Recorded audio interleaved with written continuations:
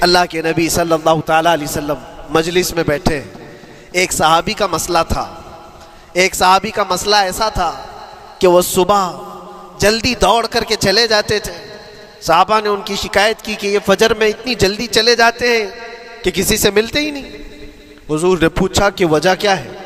ان سے پوچھا گیا تو انہوں نے کہا یا رسول اللہ صلی اللہ علیہ وسلم، میرا گھر ایک یہودی کے گھر سے لگا ہوا ہے، اور یہودی کے گھر پہ ایک کھجور کا درخت ہے جس کی شاخیں میری آنگن میں بھی آتی ہیں، اور پکی کھجوریں صبح صبح میرے آنگن میں گر جاتی ہیں۔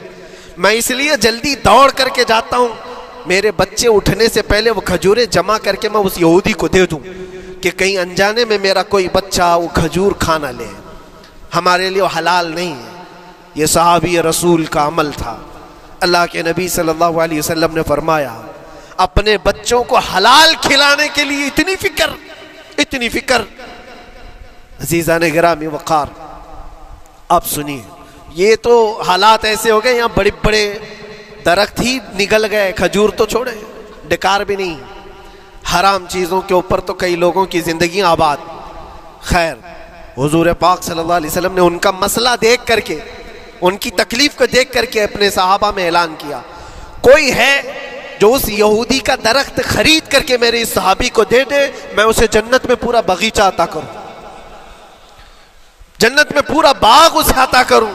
صحابہ، ظاہر سی بات ہے، ایک بار حضور نے فرمایا تو پھر اس کو حاصل کرنے کے لیے ایسی دوڑ لگتی تھی، سب گئے، میں حاصل کر لوں، میں حاصل کر لوں۔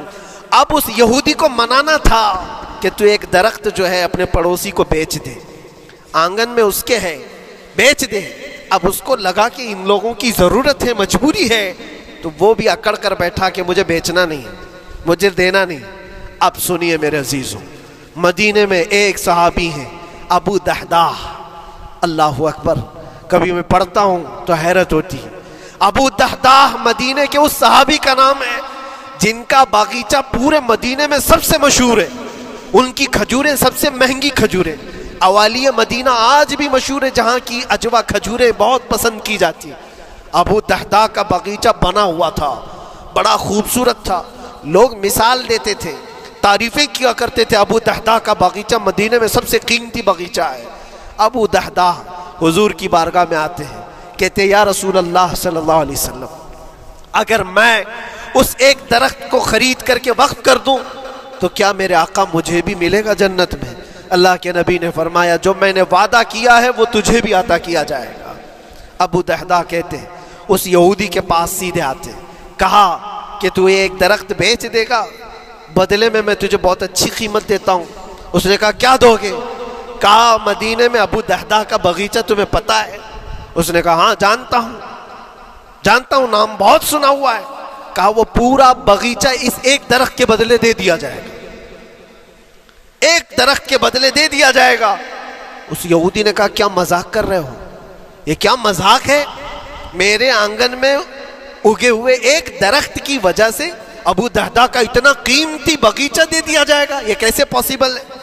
اس صحابی نے کہا اللہ کے نبی کی بات ہے، ہم مذاق نہیں کرتے، ہمارے لیے وہ ایک باغیچہ کیا ایسے 70 باغیچے ہوں، نبی پاک کی بات پر ہم سب عطا کر دیں، سب ہم وقف کر دیں۔ اس یہودی نے کہا کہ ان کی تو مت ماری گئی ہے مسلمانوں کی، یہ دیکھو اپنے نبی کی بات پر اتنا قیمتی باغیچہ مجھے دینے کو تیار ہے۔ اور پھر اس نے سوچا سودا بھی تو اچھا ہی ہے، باغیچہ تو ملے گا ہی، لیکن جو میں درخت بیچ رہا ہوں یہ جائے گا کہاں؟ یہ بھی تو میرے آنگن میں ہی رہنے والا ہے۔ درخت اگر کوئی خرید لیا تو ایسا تو نہیں ہے کہ یہ درخت وہاں جائے گا، یہ تو میرے آنگن میں ہی ہے۔ سودا کر لیا۔ کہا بات اگر سچی ہے تو میں یہ درخت اپنے پڑوسی کو جو تمہارا دوست ہے مسلمان اس کو دے رہا ہوں، بدلے میں مجھے ایک باغیچہ دے دو۔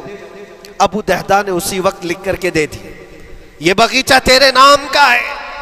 سوچو میرے عزیزوں، جس کو سینچا ہو محنتوں سے، جس باغیچے کو سجایا ہو، وہ راستے میں کھڑے ہو کر کے اس کا سودا کر رہے ہیں، کس بات پر؟ حضور پاک کی بات تھی، رسول اللہ کا فرمان تھا۔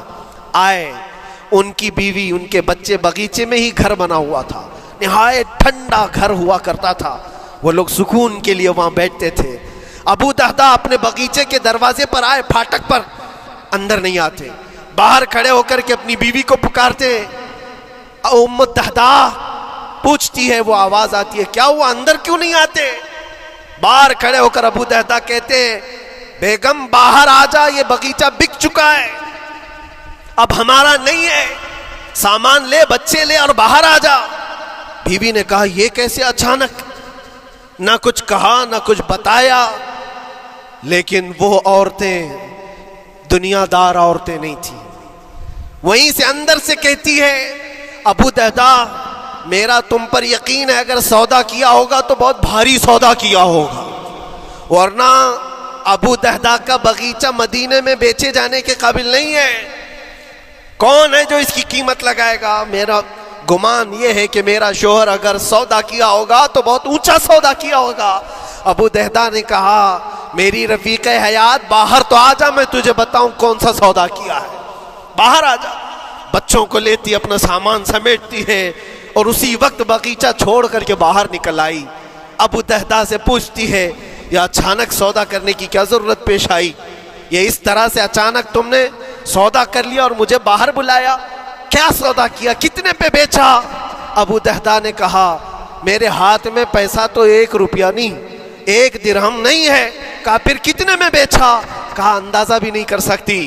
اللہ کے نبی نے فرمایا، میرے اس صحابی کے لیے جو ایک درخت خرید کر کے دے دے، اسے میں جنت کا باغیچہ عطا کروں گا۔ میں نے اپنے دوست مسلم بھائی کے لیے اس کا درخت خرید کر کے وقف کیا ہے اور بدلے میں اس یہودی کو یہ باغیچہ دے دیا ہے۔ بیوی وہ نہیں تھی جو یہ کہتی کہ مت ماری گئی ہے تیری، گھر بیچ کے آ گیا، فلاں کر کے آ گیا۔ وہ دنیا دار عورت نہیں تھی، ہاتھ اٹھاتی ہے اور سر پر رکھتی ہے اور کہتی ہے، ابو دہدا مجھے تمہارے بارے میں یہی یقین تھا، قسم رب ذوالجلال کی، اگر وہ یہودی اس باغیچے پر نہیں مانتا تو ہمارے پاس اور جو کچھ تھا سب دے کر کے ہم نبی پاک کی بات پر عمل کر لیتے۔ حضور کی بات تھی، وہ یقین تھا، دنیا دے دیا، خواہشات قربان کر دیا قدم مصطفیٰ پر۔ اسی لیے اقبال نے کہا ہے کہ جو کچھ بھی ہمارے پاس ہے وہ نام مصطفیٰ سے ہے، آبرو ماز نام مصطفیٰ، ہم سب کی عزت و آبرو مصطفیٰ کے نام سے ہے۔ وہاں اپنی خواہشات قربان کر دو، ختم کر دو، اپنے اندر کی جتنی چیزیں ہیں حضور نے فرمایا، تو اس کے بعد اپنی طبیعت نہیں، اپنی خواہش نہیں۔ تم اپنے گھر پر سوچتے بیٹھے رہو گے کہ میرا گھر کیسے، میری بیوی کیا بول رہی ہے، میرا باپ کیا بول رہا ہے، میری ماں کیا بول رہی ہے؟ نہیں، وہ صحابہ کی زندگی یہ تھی، دنیا کیا بول رہی ہے اس سے ہمیں مطلب نہیں، میرے مصطفیٰ کیا فرما رہے ہیں۔